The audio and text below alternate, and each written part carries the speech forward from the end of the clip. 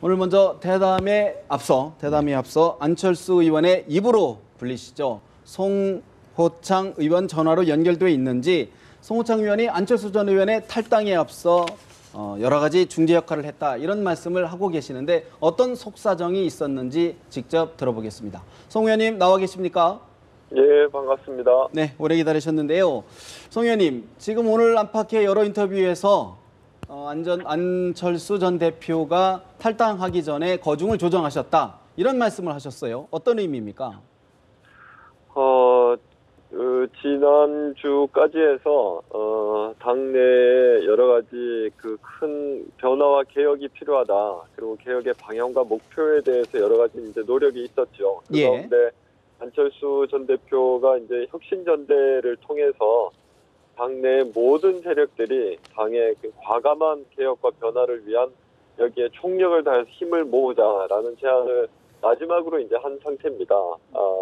그리고 더 이상의 어떤 제안도 지금 이제 앞으로는 할 수가 없다. 네. 그런 상태였기 때문에 지금 이제 지금 뭐 탈당하는 것이 뭐 예고가 돼 있는 상태였고. 그렇죠. 그런 상태에서 이제 문재인 대표께서 이런 어떤 안 대표의 제안과 요청을 이것이 뭐 개인적인 어떤 유불리에 대한 문제가 아니라 정말 우리 당이 다시 국민의 신뢰를 회복할 수 있는 하기 위한 어떤 당에 대한 충심으로 지금 제안을 한 것이기 때문에 거기에 대해서 좀 긍정적인 그런 답을 한다면 이번에 탈당 같은 이런 사태를 막을 수가 있는 거죠. 그래서 그 과정에서 양쪽을 그리고 문재인 대표 쪽과 이제 안철수 대표 쪽을 설득하고 조금 이제 어떤 이 합치점을 찾을 수 있는 그런 노력을 한 일주일 동안 계속했던 거죠. 오늘 한 방송에서의 인터뷰에서는 지금이라도 안철수 전 대표를 복당시킬 수 있다 이런 말씀까지도 하셨는데 근데 문 대표가 이제 강한 야당을 말씀하시면서 독자 노선을 취하겠다 이런 뜻을 펴셨단 말이죠. 현재도 유효한 생각이십니까? 예, 그렇습니다. 독자 노선을 취한다는 것과 그런 어떤 강한 야당을 만들고 강한 통합의 힘을 만들기 위해서라도 가장 필요한 사람이 지금 안철수 의원입니다. 당장 우리 내부 그리고 이제 야권 전체의 힘을 최대한 모아서 대통합을 했을 때도 내년 총선에서 승리를 장담할 수가 없기 때문에 더 늦기 전에 나중에는 더 이제 양쪽에서 상처가 나고 더 많은 혼란이 있는 가운데에서 통합 노력을 하는 것보다 지금 조금 자존심이 상하더라도 지금이라도 안철수 대표가 제안했던 혁신전당대회를 수용하면서 당의 변화에 힘을 합하자 이런 어떤 충심의 노력만 해준다면 아직도 어떤 과감한 어떤 변화가 있을 수 있다고 봅니다. 그렇군요.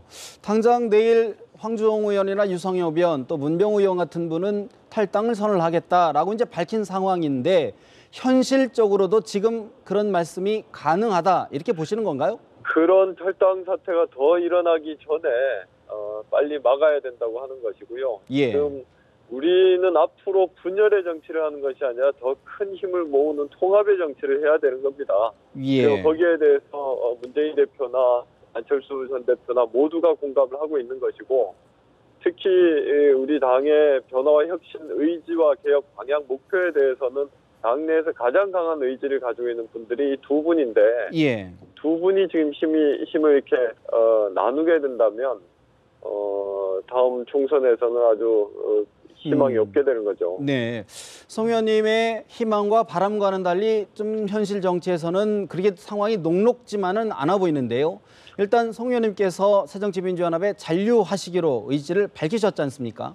그러면 잔류한 상태에서 어떤 역할을 하실 수 있다고 보십니까?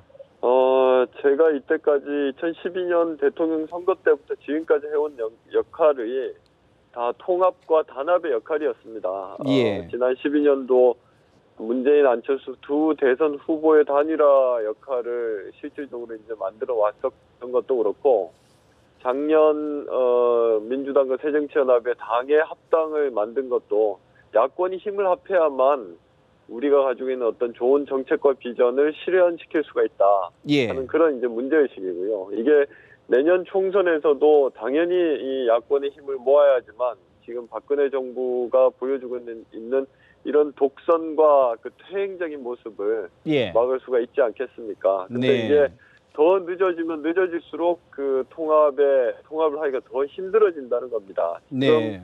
가능성이 이렇게 높게 보이지 않더라도 희박하더라도 0.1%만의 가능성이 있더라도 거기에 노력을 다 해야 되는 것이 정치인의 책임이라고 생각합니다. 계속 남아 계셔서 통합을 촉구하겠다 이런 말씀으로 들리는데 어떻습니까? 예, 그렇습니다. 예, 하지만 예. 또 탈당, 지금 이제 안철수 전 대표 쪽으로 가시겠다라고 밝히시는 분들은 탈당을 해서 중도의 제3지대에서 어떤 형태의 정치 세력화하는 것도 야당을 분열하는 것이 아니라 오히려 야당의 파이, 크기를 키우는 것이다. 이렇게 주장하시는 분들도 있는데 이런 의견은 어떻게 생각하십니까?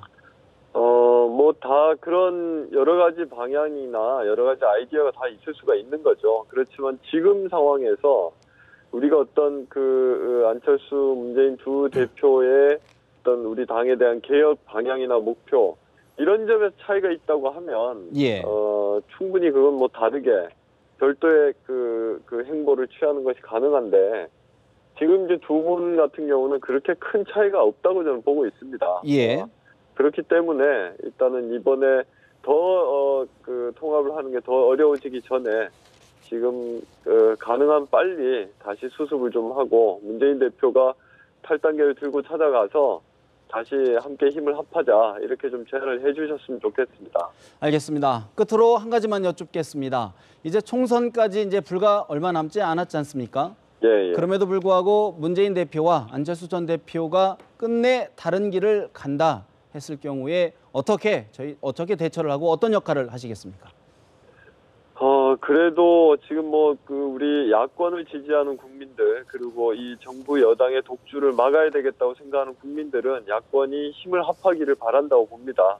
예. 지금 우리 당이 보여주고 있는 이런 분열의 모습 속에서 제일 정말 지긋지긋해하고 가슴 아파하는 것이 우리 국민들이고 지지자라고 생각을 하거든요. 그렇기 때문에 다음 총선까지도 어떤 통합과 힘을 합치는 노력은 지속돼야 되고 저는 거기에 대해서 그런 역할에 최선을 다하겠다 말씀드리겠습니다. 알겠습니다. 오늘 말씀은 여기까지 듣겠습니다. 말씀 고맙습니다. 고맙습니다. 지금까지 새정치민주연합 송호창 의원과 이야기 나눠봤습니다.